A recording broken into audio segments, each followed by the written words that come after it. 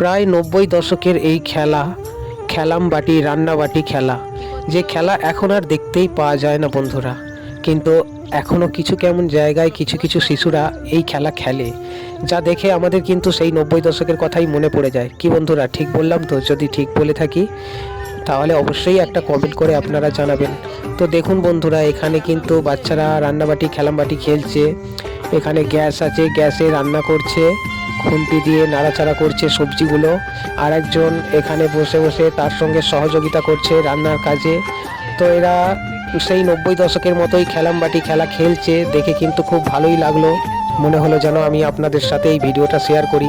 হয়তো আপনাদেরও 90 দশকের কথা বা পুরোনো দিনের কথা আপনাদেরও মনে পড়বে, সেই জন্য এই ভিডিওটা করা। যদি ভালো লাগে অবশ্যই একটা লাইক, কমেন্ট, শেয়ার যা যা করতে হয় করে দেবেন। আর অবশ্যই যারা নতুন দেখছেন চ্যানেলটিকে সাবস্ক্রাইব করে দিয়ে পাশে থাকবেন। তো দেখুন বন্ধুরা, এখানে কত কিছু রান্না করেছে, নানা রকম পাতা দিয়ে রান্না করেছে। আর এই যে সব পুতুলগুলো দাঁড়িয়ে আছে, আমি ওদের জিজ্ঞাসা করলাম এগুলো কারা, বললো ওরা সব খাবার খাবে বলে দাঁড়িয়ে আছে।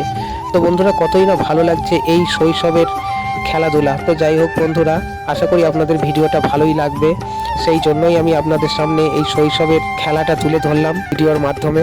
তো বন্ধুরা, এটা তো অতীতের শৈশব, কিন্তু এখনকার বর্তমানের শৈশব মানেই হচ্ছে মোবাইল। তাই আমি সকলকে একটাই অনুরোধ করব যে এখনকার বর্তমান যে বাচ্চাদের একদম হাতে মোবাইল দেবেন না, মোবাইল থেকে সকলকে দূরে রাখবেন এবং এই ধরনের খেলাধুলা খেলতে দেবেন।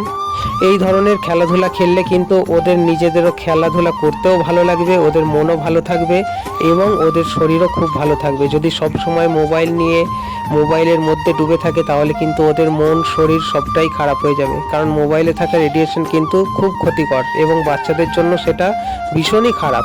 তাই সকল বাচ্চাদেরকে মোবাইল থেকে দূরে রাখুন এবং নিজেরাও মোবাইল কম ব্যবহার করুন। ভালো থাকবেন, সুস্থ থাকবেন। ধন্যবাদ।